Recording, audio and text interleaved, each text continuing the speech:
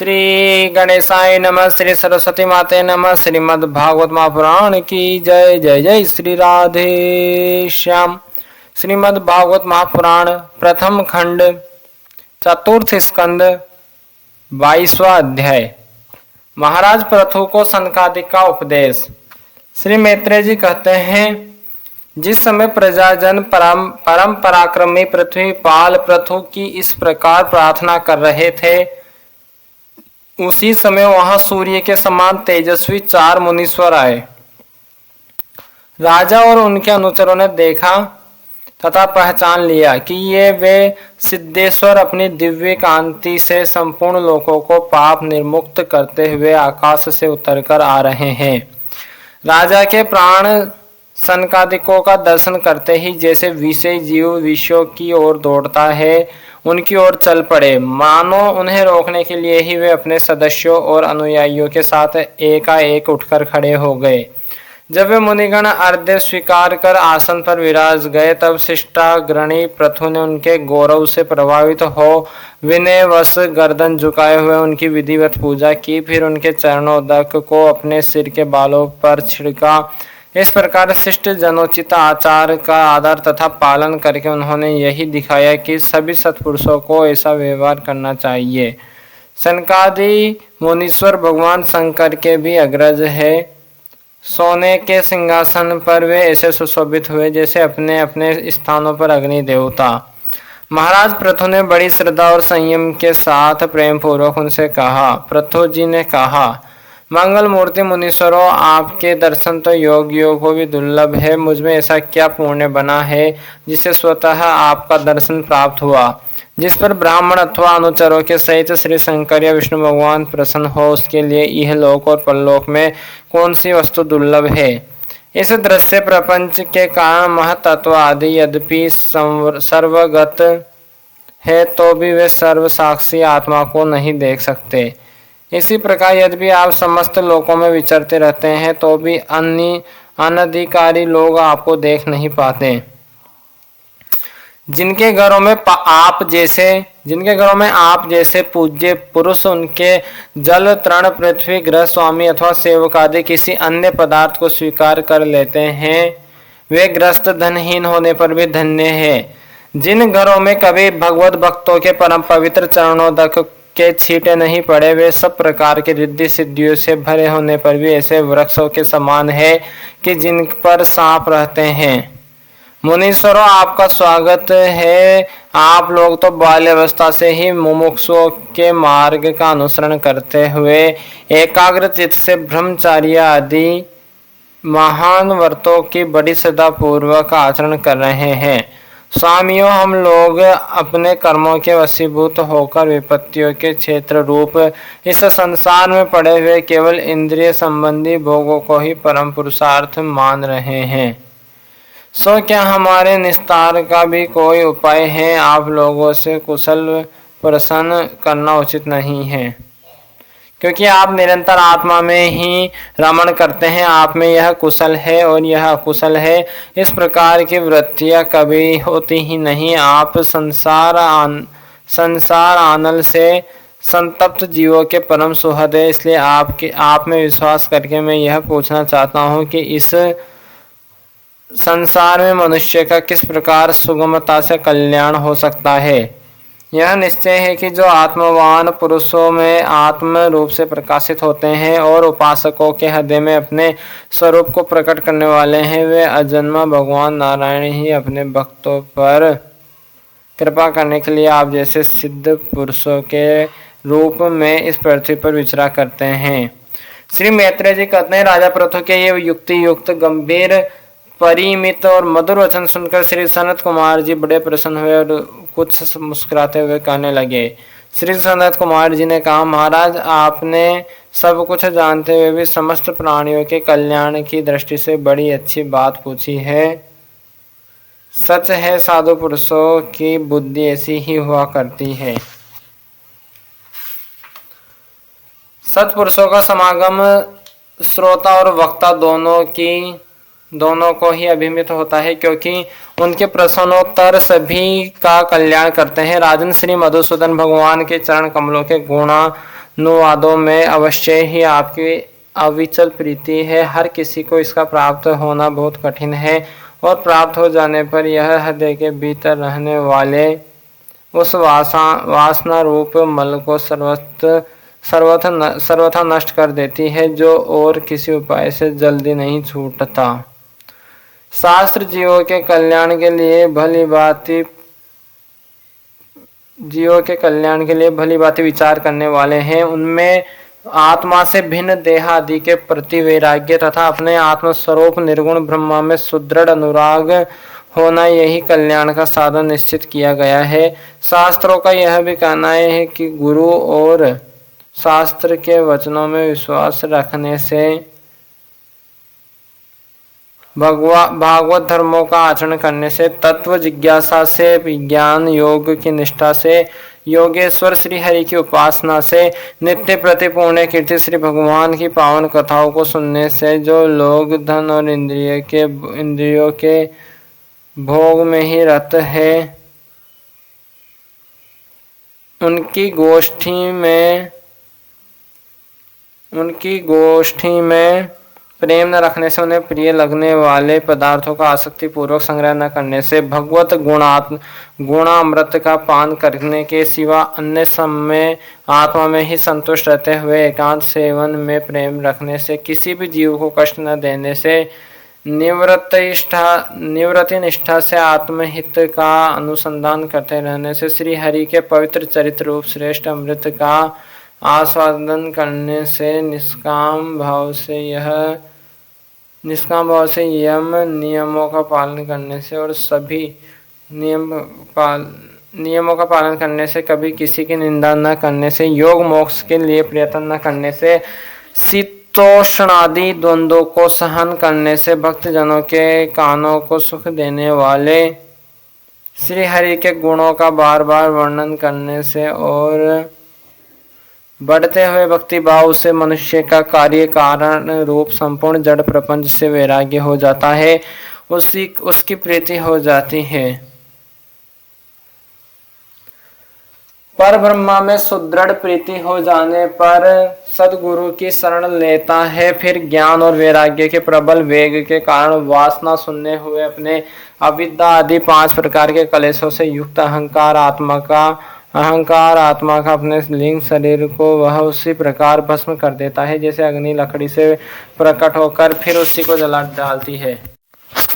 इस प्रकार लिंग देह का नाश हो जाने पर वह उसके कृत्व आदि सभी गुणों से मुक्त हो जाता है। फिर तो जैसे स्वप्न अवस्था में तरह तरह के पदार्थ देखने पर भी उससे जग पड़ने पर उनमें से कोई चीज दिखाई नहीं देती, उसी प्रकार वह पुरुष शरीर के बाहर दिखाई देने वाले घटपट आदि और भीतर अनुभव होने वाले सुख दुख आदि को भी नहीं देखता। इस स्थिति के प्राप्त होने से पहले ये पदार्थ ही जीवात्मा और परमात्मा के बीच में रहकर उनका भेद कर रहे थे। जब तक अंतःकरण रूप उपाधि रहती है तभी तक पुरुषों को जीवात्मा इंद्रियों के विषय और इन दोनों का संबंध कराने वाले अहंकार का अनुभव होता है, इसके बाद नहीं। ब्रह्मा जगत में भी देखा जाता है कि जल दर्पण आदि निमित्तों के रहने पर ही अपने बिंब और प्रतिबिंब का भेद दिखाई देता है, अन्य समय नहीं। जो लोग विषय चिंतन में लगे रहते हैं उनकी इंद्रिय विषयों में फंस जाती है तथा मन को भी उन्हीं की ओर खींच ले जाती है। फिर तो जैसे जलाशय के तीर पर उगे हुए कुश आदि अपनी जड़ों से उसका जल खींचते रहते हैं, उसी प्रकार वह इंद्रियासक्त मन बुद्धि की विचार शक्ति को क्रमशः हर लेता है। विचार शक्ति के नष्ट हो जाने पर पूर्वापरक स्मृति जाती रहती है और स्मृति का नाश हो जाने पर ज्ञान नहीं रहता। इस ज्ञान के नाश को ही पंडित जन अपने आप अपना नाश करना कहते हैं, जिसके उद्देश्य से अन्य सब पदार्थ में प्रियता का बोध होता है। उस आत्मा का अपने द्वारा ही नाश होने से जो स्वार्थहीन होती है, उससे बढ़कर लोक में जीव की और कोई हानि नहीं है।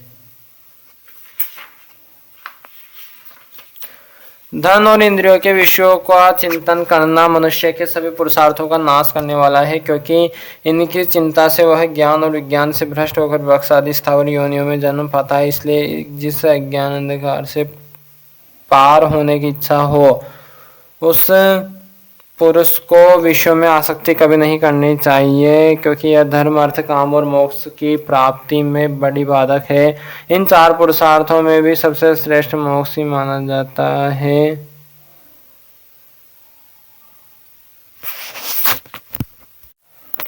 क्योंकि अन्य तीन पुरुषार्थों में सर्वदा काल का भय लगा रहता है। प्रकृति में गुण शोभ होने के बाद जितने भी उत्तम और अधम भाव पदार्थ प्रकट हुए, उनमें कुशल से रह सके ऐसा कोई भी नहीं। काल भगवान उन सभी के कुशलों को कुचलते रहते हैं। अतः राजन, जो भगवान देह, इंद्रिया, प्राण, बुद्धि और अहंकार से आवृत सभी स्थावर जंगम प्राणियों के हृदय में जीव के नियामक अंतर्यामी आत्मा रूप से सर्वत्र साक्षात प्रकाशित हो रहे हैं, उन्हें तुम वह मैं ही हूं ऐसा जानो। जिस प्रकार माला का ज्ञान हो जाने पर उसमें सर्प बुद्धि नहीं रहती, उसी प्रकार विवेक होने पर जिसका कहीं पता नहीं लगता, ऐसा यह मायामय प्रपंच जिसमें कार्य कारण रूप से प्रतीत हो रहा है और जो स्वयं कर्मफल कलुषित प्रकृति से परे हैं, उस नित्य मुक्त निर्मल और ज्ञान स्वरूप परमात्मा को मैं प्राप्त हो रहा हूँ। संत महात्मा जिनके चरण कमलों के अंगुली दल की छिटकती हुई छटा का स्मरण करके अहंकार रूप हृदय ग्रंथि को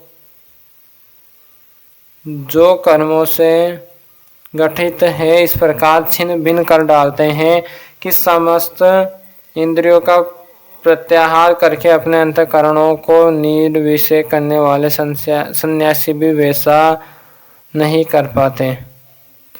तुम उन सर्वाश्रय भगवान वासुदेव का भजन करो, जो लोग मन और इंद्रिय रूप मगरों से भरे हुए संसार सागर को योग आदि दुष्कर साधनों से पार करना चाहते हैं। उनका उस पार पर पहुंचना कठिन है, क्योंकि उन्हें कर्णधार रूप श्री हरि की आशय नहीं है। अतः तुम तो भगवान के ही इस दुस्तर समुद्र को पार कर लो। श्री मैत्रेय जी कहते हैं, विदुर जी, ब्रह्मा जी के पुत्र आत्मज्ञानी सनत कुमार जी से इस प्रकार आत्म तत्व का उपदेश पाकर महाराज पृथु ने उनकी बहुत प्रशंसा करते हुए कहा। राजा पृथु ने कहा, भगवान दीनदयाल श्री हरि ने मुझ पर पहले कृपा की थी, उसको पूर्ण करने के लिए आप लोग पधारे हैं। आप लोग बड़े ही दयालु हैं। जिस कार्य के लिए आप लोग पधारे थे उसे आप लोगों ने अच्छी तरह संपन्न कर दिया।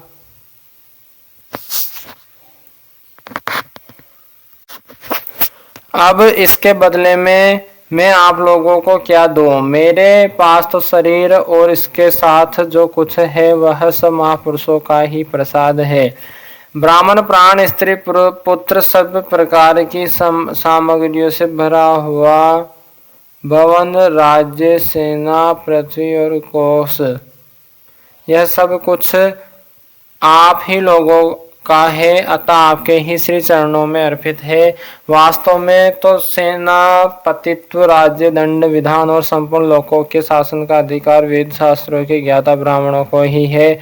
ब्राह्मण अपना ही खाता है, अपना ही पहनता है और अपनी ही वस्तु दान देता है।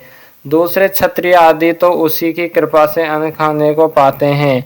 आप लोग वेद के पारगामी हैं। आपने आध्यात्म तत्व का विचार करके ही हमें निश्चित रूप से समझ दिया है।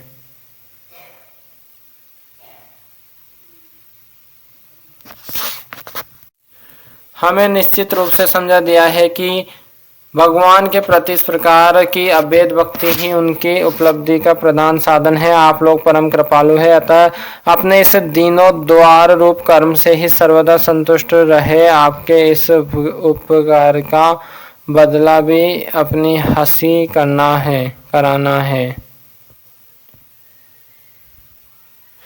श्री मैत्रेय जी कहते हैं, विदुर जी, फिर आदिराज पृथु ने आत्मज्ञानियों में श्रेष्ठ सनकादिक की पूजा की और वे उनके शील की प्रशंसा करते हुए सब लोगों को सामने ही आकाश मार्ग से चले गए। महात्माओं में अग्रगण्य महाराज पृथु उनसे आत्मोपदेश पाकर चित्त की एकाग्रता से आत्मा में ही स्थित रहने के कारण अपने को कृतकृत्य सा अनुभव करने लगे।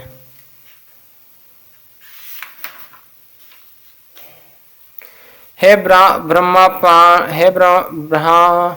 ब्रह्मापार्ण बुद्धि से समय, स्थान, शक्ति, न्याय और धन के अनुसार सभी कर्म करते थे। इस प्रकार एकाग्र चित्त से समस्त कर्मों का फल परमात्मा को अर्पण करके आत्मा को कर्मों का साक्षी एवं प्रकृति से अतीत देखने के कारण वो सर्वथा निर्लिप्त रहे। जिस प्रकार सूर्य देव सर्वत्र प्रकाश करने पर भी वस्तुओं के गुण दोष से निर्लेप रहते हैं, उसी प्रकार सार्वभौम साम्राज्य लक्ष्मी से संपन्न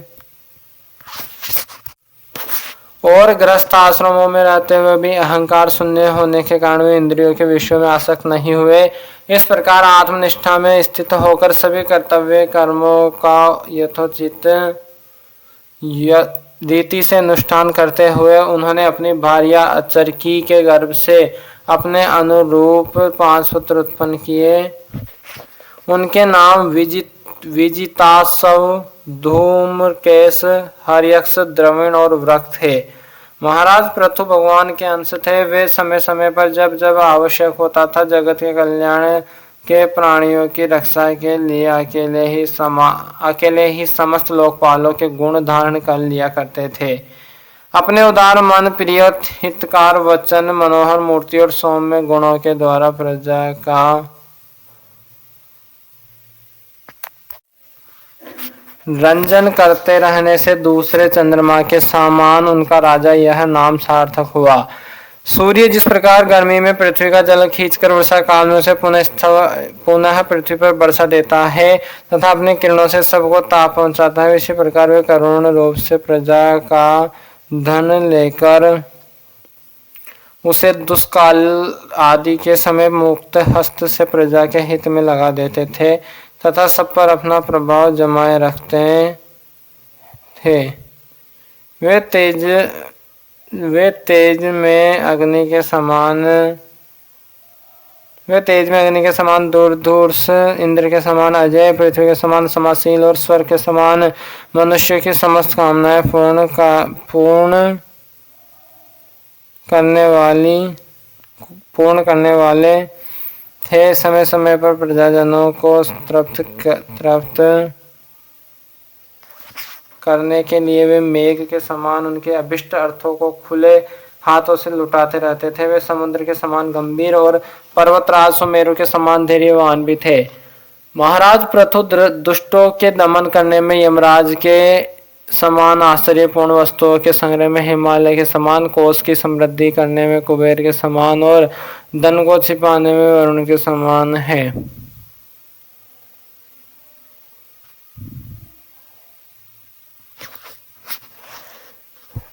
शारीरिक बल, इंद्रियों की पटुता तथा पराक्रम में सर्वत्र गतिशील वायु के समान और तेज की असाहता में भगवान शंकर के समान थे। सौंदर्य में कामदेव के समान, उत्साह में सिंह के समान, वात्सल्य में मनु के समान और मनुष्यों के अधिपत्यों में सर्वसमर्थ ब्रह्मा जी के समान है। ब्रह्मा विचार में बृहस्पति, इंद्रिय में साक्षात श्री हरि तथा गो, ब्राह्मण, गुरुजन एवं भगवत भक्तों की भक्ति, लज्जा, विनयशील एवं परोपकार आदि गुणों में अपने ही समान थे। लोग त्रिलोकी में सर्वत्र उच्च स्वर से उनकी कीर्ति का गान करते थे। इससे वे स्त्रियों तक कानों में वैसे प्रवेश पाए हुए थे जैसे सत्पुरुषों के हृदय में श्री राम। श्रीमद्भागवत महापुराण की जय। श्री सीताराम भगवान की जय। श्री राधे श्याम जी सरकार की जय। उमापति महादेव की जय। हनुमान जी महाराज की जय। सनत कुमार की जय। सनत कुमार की जय। सनंदन कुमार की जय। सनातन कुमार की जय। सदगुरुदेव भगवान की जय। अपने अपने माता पिता की जय। गौ माता की जय। श्री मैत्रेय जी महाराज की जय। श्री सोनक जी महाराज की जय। श्री सनकादि मुनि की जय। श्री सुखदेव जी महाराज की जय। श्री परीक्षित जी महाराज की जय। श्री विदुर जी महाराज की जय। श्री नारायण भगवान की जय। सभी भूदेव ब्राह्मण की जय। सभी भूदेव संतन की जय। सभी विरक्त ब्राह्मण की जय। सभी विरक्त संतन की जय। सभी पितृ देवतान की जय। सभी पितरन की जय। वृंदावन बिहारी लाल की जय। राधे रानी की जय। लाडली जो सरकार की जय। सनातन धर्म की जय। जय जय श्री राधे।